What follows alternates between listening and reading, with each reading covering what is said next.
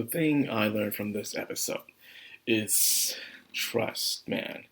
Trust can go a long way. You gotta take that risk, you know, to be trusted and to trust people.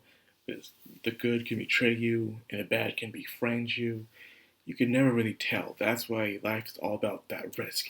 And that's one of the reasons of life is taking a chance on another person in order to grow. Now, the situation starts off with Ricky, Sean, and John. Ricky's being Ricky, all smugged up. Just gotta be a little pain.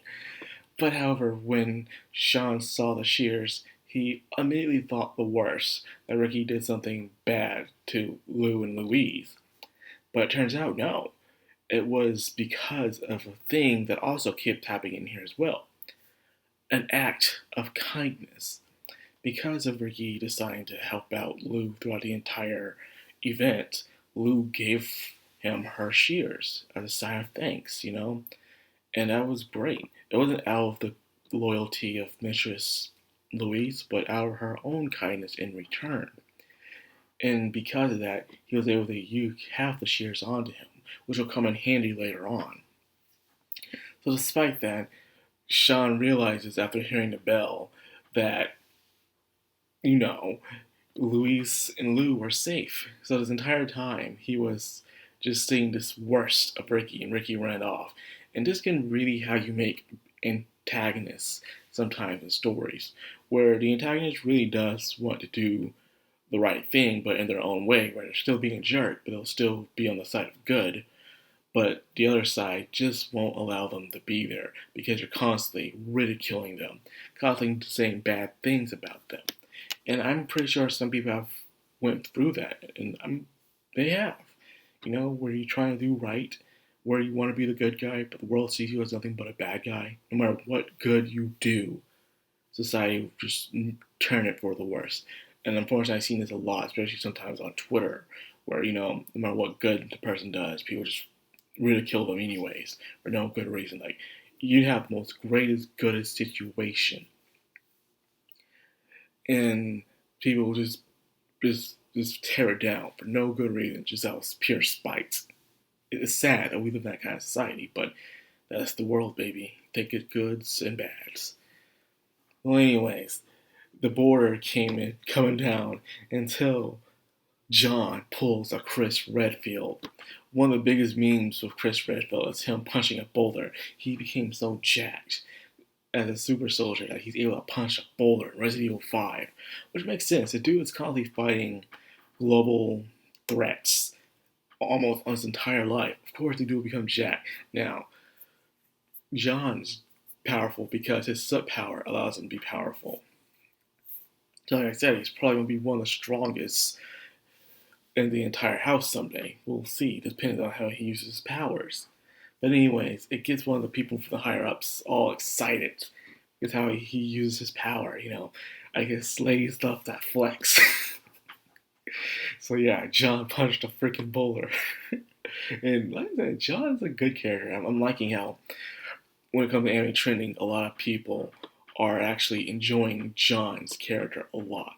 John and Sean are one of my favorite characters in the show because of how they act. Sean is the rational, thinking type, while see their names. John. Sean is the rational thinking type, and John is the head forward spirit, kind of like Emilico, in a way. So anyways, they move off, and I guess they became the second pair to make it through the Shadow House debut. Now, when it comes to Shirley and Rum, Shirley has yet to show anything, to say anything, just sits there. But instead, Rum uses her own little snips to cut through the veins in order to free her master. So I guess things are clear there, but they still have to make it out. Now, what's left is Emilico and Kate. They're having a little conversation meeting up.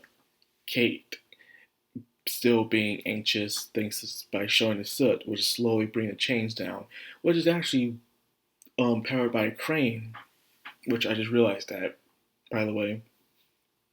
Then you have Emilico trying to calm her down by telling her, the events of the friends she made, the trials she has overcome, how far she has grown as a doll. So that was lighting her up a little, but just not enough. And the only way to get through the other side is to cut through the twigs, but it just wouldn't be enough, those tiny little slithers.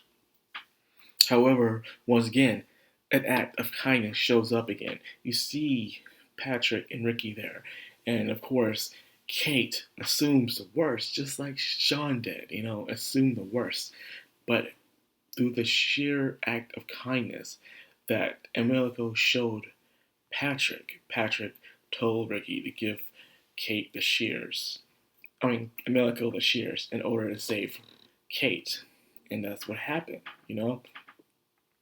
And I think Kate's going to have a little revolution with this, where she realizes this entire time she's been doing things the wrong way.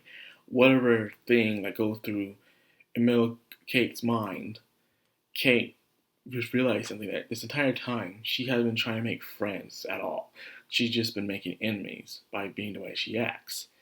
Being isolated. She can't do anything on her own, and there's Emilico by her side. She needs more allies, and seeing what Emilico has been doing the entire time, she's probably going to try to change her tactics, Like, maybe I need to learn from this, because these people have changed inside the Shadow House because of Emilico and her act of kindness. It seems like in the Shadow House, you were raised and taught to be selfish and only care for yourself, such as noble society. But now it seems that that's not the case for Emilico. She's starting to have a little trigger effect inside of some of the lower attendants of the Shadow House. And because of that, they're starting to change and probably be more aware of themselves and others later down the road. Which she was able to free Kate, which was a close call, but of course it's that dramatic stuff that keeps it all hyped and excitement, you know what I'm saying? So anyways, the debate will end next episode. Very interesting. Edward schemed to please grandfather and to show the potential of the new candidates of the Shadow House and seeing who is the weak link. The question is, who is the weak link? We all know Kate and Millicombe, they're going to make it. We all know that. Who is the weak link in all this? Who will fail is the other thing, man. Of course, Lou and Louise passed, and then Sean and John did. Patrick and Ricky passed because he started to loosen up, started showing concern over Lou and started his trigger effect.